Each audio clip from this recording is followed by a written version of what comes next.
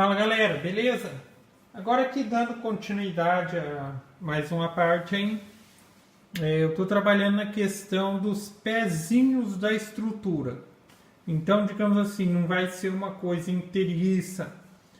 Tipo, eu poderia utilizar, como eu mencionei, tanto a frente quanto a lateral aqui para fazer uma caixa inteiriça, mas eu vou optar por fazer diferente. Então aqui, ó, ela acabou de recortar o que seria referente a 2 dos 4 pezinhos. Então já tem aqui a furação, né? Acho que tá meio...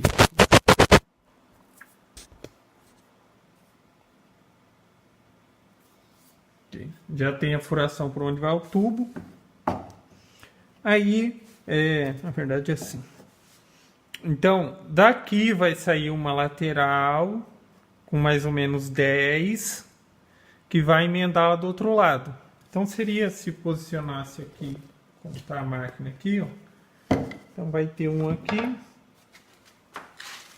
Já recortou o outro também.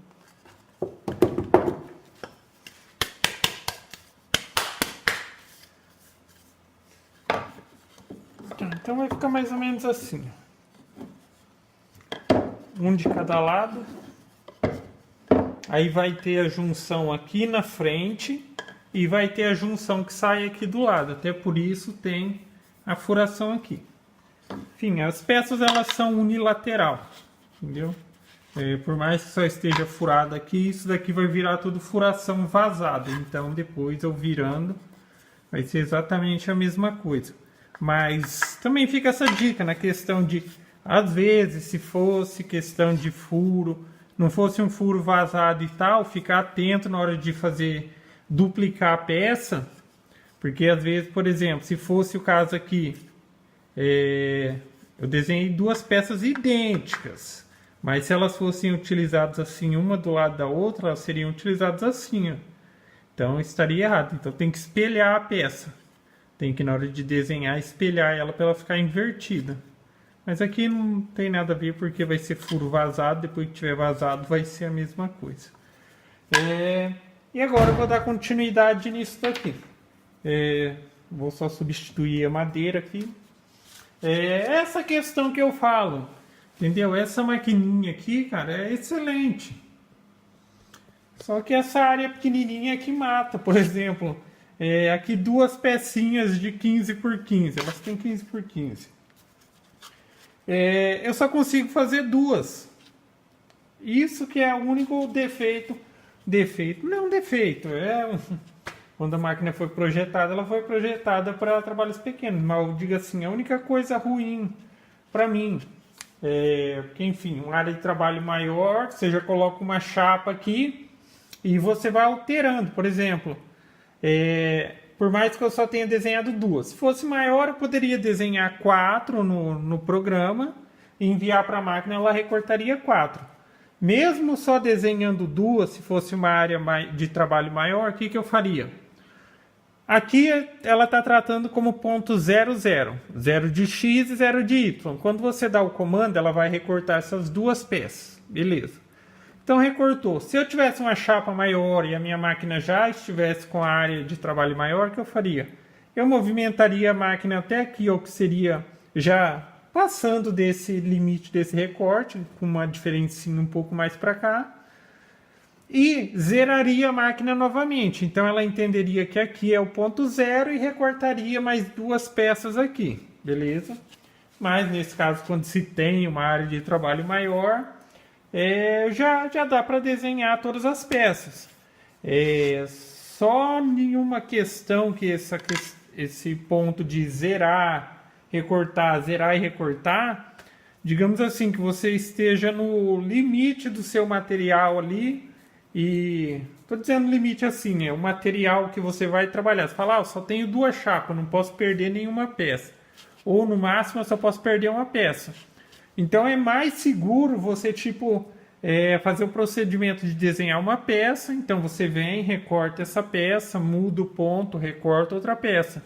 Porque às vezes nessa questão do programa trabalhar durante muito tempo, sei lá, a chance de às vezes acontecer de desligar é maior.